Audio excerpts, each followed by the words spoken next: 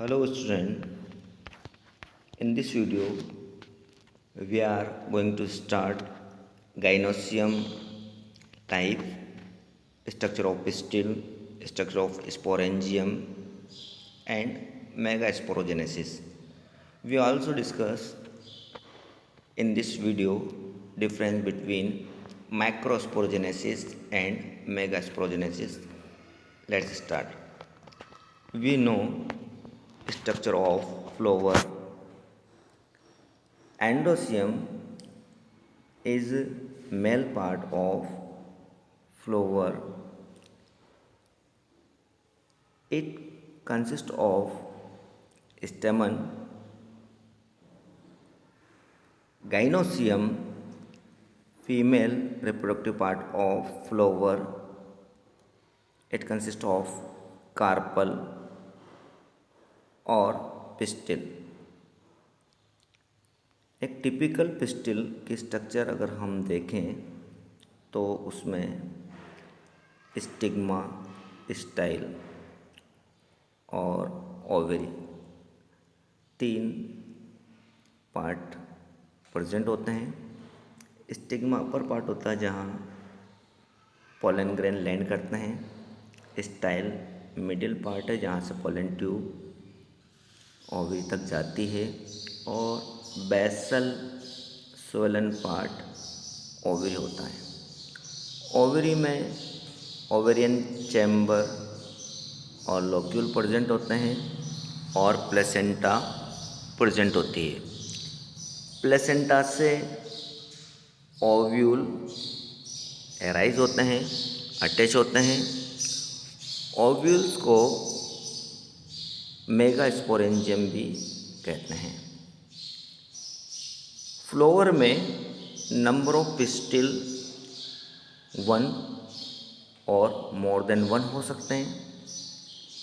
किसी फ्लावर में गाइनोसियम में सिंगल पिस्टिल होता है तो हम उसे मोनोकार्पुलरी पिस्टिल कहते हैं. For example Dolichos. जब गाइनोसियम में मोर देन 1 पिस्टिल प्रेजेंट होते हैं तो हम उन्हें मल्टीकार्पुलरी पिस्टिल गाइनोसियम कहते हैं. मैक्सिमम एंजियोस्पर्म प्लांट्स में मल्टीकार्पुलरी टाइप्स का गाइनोसियम प्रेजेंट होता है. मल्टीकार्पुलरी गाइनोसियम में जो पिस्टिल हैं वो फ्री भी हो सकते हैं और आपस में फ्यूज्ड भी हो सकते हैं. जब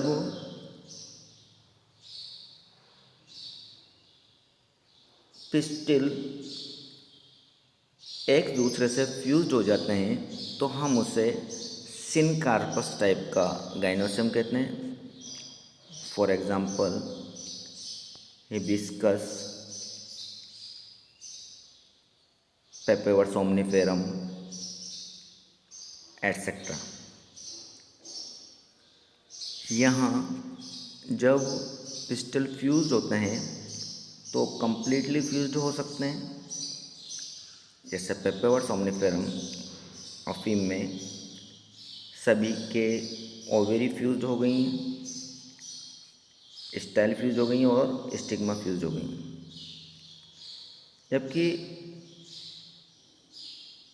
हिबिस्कस गुड़हल में हम देखें तो सभी पिस्टिल की इसमें 5 पिस्टिल होते हैं. ओवेरी फ्यूज हो गई है, स्टाइल फ्यूज हो गई है, बट स्टिग्मा फ्यूज नहीं हुई है. हमें यहाँ 5 स्टिग्मा क्लियरली दिखती हैं हिबिस्कस के गाइनोसियम में. जब मोर देन 1 पिस्टिल गाइनोसियम में प्रेजेंट है और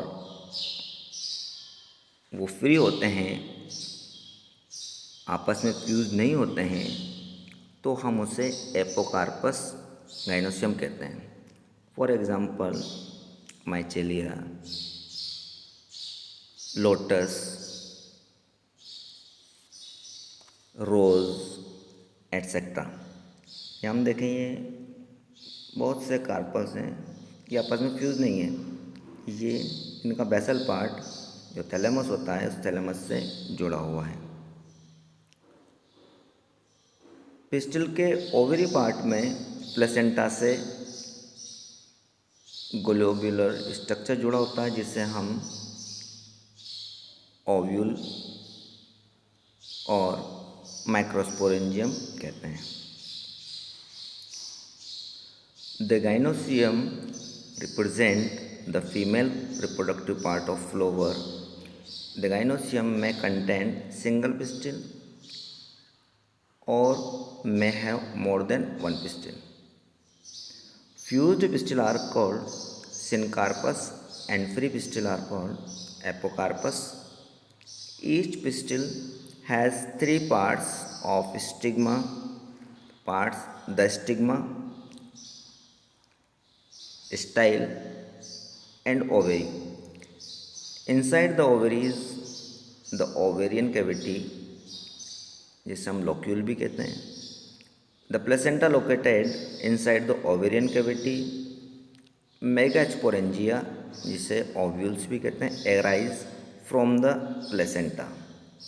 यहाँ हम देखें ओव्यूल प्लेसेंटा से डिफरेंट ओरिएंटेशन में जुड़े रहते हैं और जिसे हम प्लेसेंटेशन कहते हैं, जो हमने प्रीवियस क्लास में पढ़ा था, axile, parietal, marginal, etc.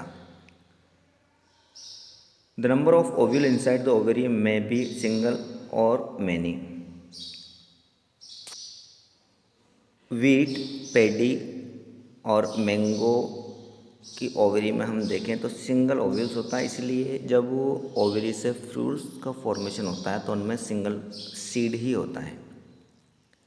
We know that after fertilization ovule convert to seed.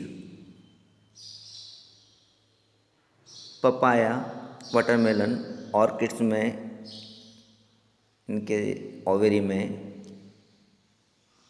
बहुत से ओव्यूल प्रेजेंट होते हैं, इसलिए इनके फ्रूट्स में नंबर ऑफ सीड्स भी बहुत ज़्यादा होते हैं।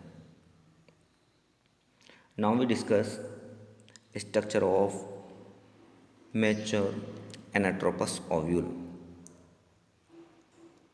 Main part of anatropous ovule is funicle, micropyle, integument, nucellus, chalaza, ambrosial. Funicle ovule is a small structure जो प्लेसेंटा से अटैच होती है। एंजियोस्पर्म प्लांट्स में डिफरेंट टाइप्स के ओव्यूल प्रेजेंट होते हैं। ऑर्थोट्रोपस,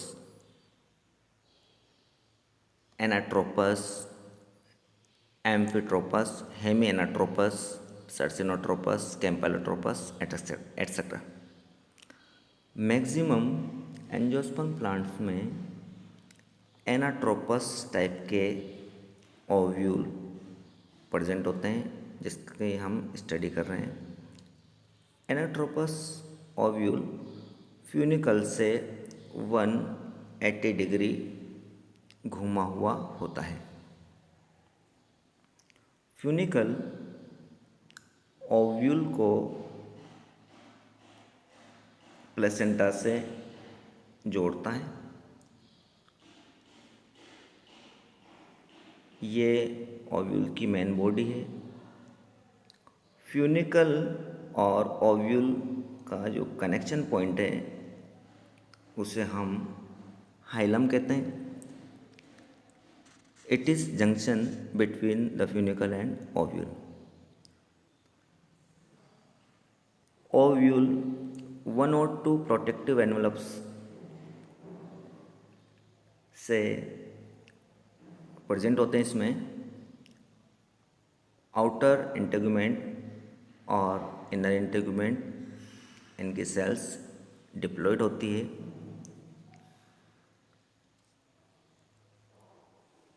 सभी जगह पर इंटेगुमेंट कवर करता है, बट इसका माइक्रोपाइलर पोल वाला जो हिस्सा है यहाँ इंटेगुमेंट नहीं होता, तो स्मॉल एपर्चर यहाँ बन जाता है, एक ओपनिंग होती है जिसे हम माइक्रोपाइल कहते हैं। इस माइक्रोपाइल से ही जनरली पोलन ट्यूब एम्ब्रोसेक में एंटर करती है और वहाँ मेल गैमेट्स रिलीज करती है, जहाँ डबल फर्टिलाइजेशन की इम्पोर्टेंट प्रोसेस कंप्लीट होती है। जब ओव्यूल से फर्टिलाइजेशन के बाद सीड का फॉर्मेशन होता है, तो ये माइक्रोपाइल ऐसा ही बना रहता है और सीड जर्मिनेशन के टाइम यहाँ से वाटर और गैसेस सीड में एंटर करती हैं। इंटेगुमेंट डिप्लॉइड टिश्यू को कवर करता है जिसमें रिजर्व फूड मटेरियल प्रेजेंट होता है। इसे हम न्यूसेलस कहते हैं। न्यूसेलस माइक्रोपाइलर पोल के जस्ट अपोजिट बेसल पार्ट को चेलेजल या चेलेजल पोल हम कहते हैं।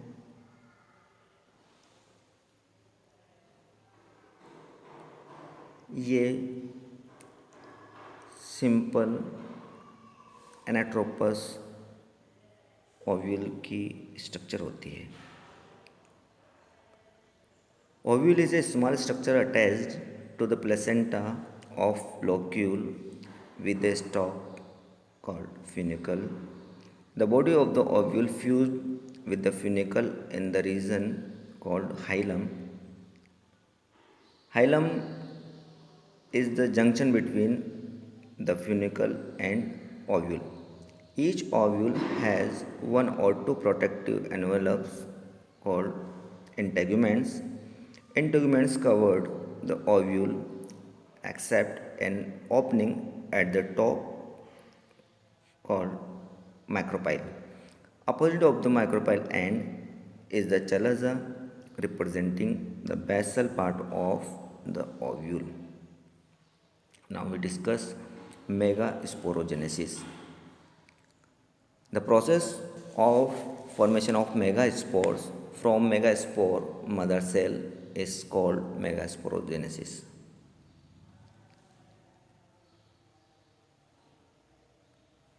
माइक्रोपाइलर एंड की तरफ जो न्यूसेलस सेल्स हैं जो डिप्लॉइड हैं, उनमें से एनी वन सेल लार्ज हो जाती है जिसमें का साइटोप्लाज्म डेंस होता है और जिसमें प्रोमिनेंट न्यूक्लियस प्रेजेंट होता है। इस सेल को हम मेगास्पोर मदर सेल कहते हैं। इसी सेल में मियोसिस डिवीज़न होता है और 4 मेगास्पोर का फॉर्मेशन होता है।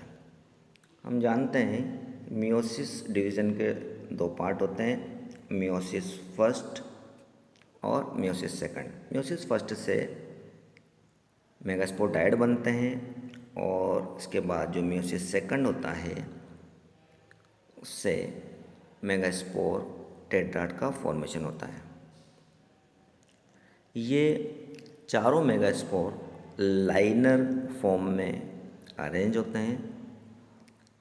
माइक्रोपाइलर एंड की ओर प्रेजेंट 3 मेगास्पोर, ये सभी मेगास्पोर हैप्लॉइड होते हैं बिकॉज इनका फॉर्मेशन मियोसिस डिवीजन से होता है। 3 मेगास्पोर डिजेनरेट हो जाते हैं। सिंगल मेगास्पोर से ही एम्ब्रियोसेक, जिसे हम फीमेल गैमेटोफाइट कहते हैं, का फॉर्मेशन होता है जिसमें 7 सेल और 8 न्यूक्लियस प्रेजेंट होते हैं, इसलिए हम इसे मोनोस्पोरिक डेवलपमेंट कहते हैं। जबकि हमने पढ़ा था माइक्रोस्पोर जेनेसिस में चारों माइक्रोस्पोर एक्टिव होते हैं और पोलन ग्रेन बनाते हैं, और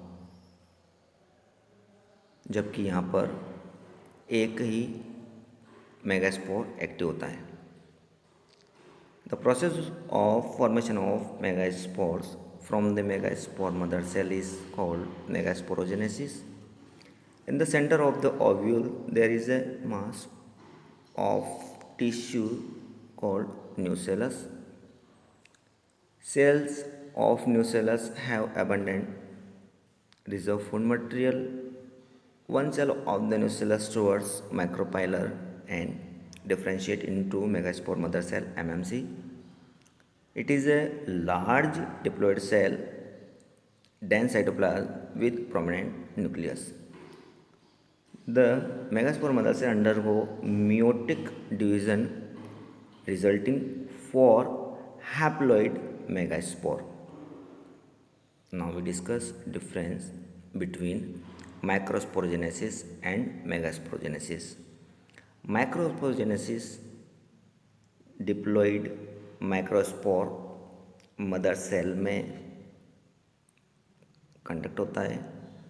मेगास्पोरोजेनेसिस डिप्लॉइड मेगास्पोर में म्यूटिक डिवीजन होता है। मेगास्पोरोजेनेसिस प्रोसेस में जो 4 माइक्रोस्पोर बनते हैं, उन चारों माइक्रोस्पोर का अरेंजमेंट डिफरेंट होता है। Isobilateral, tetrahedral, linear, T shape, generally tetrahedral. Megasporogenesis से जो 4 मेगास्पोर का फॉर्मेशन हो रहा है वो कॉमनली लाइनर होते हैं, लाइनर टेट्राड बनते हैं। माइक्रोस्पोरोजेनेसिस प्रोसेस में जो चारों माइक्रोस्पोर बन रहे हैं वो सब फंक्शनल होते हैं। मेगास्पोरोजेनेसिस प्रोसेस में 4 में से 3 मेगास्पोर डिजनरेट हो जाते हैं, केवल एक ही फंक्शनल रहता है। माइक्रोस्पोरोजेनेसिस माइक्रोस्पोरेंजियम में कंप्लीट होती है और मेगास्पोरोजेनेसिस मेगास्पोरेंजियम मीन्स ओव्यूल में कंप्लीट होती है। A large number of microspore mother cell are functional in microsporangium, generally megasporogenesis में जनरली ये single megaspore mother cell is functional in the megasporangium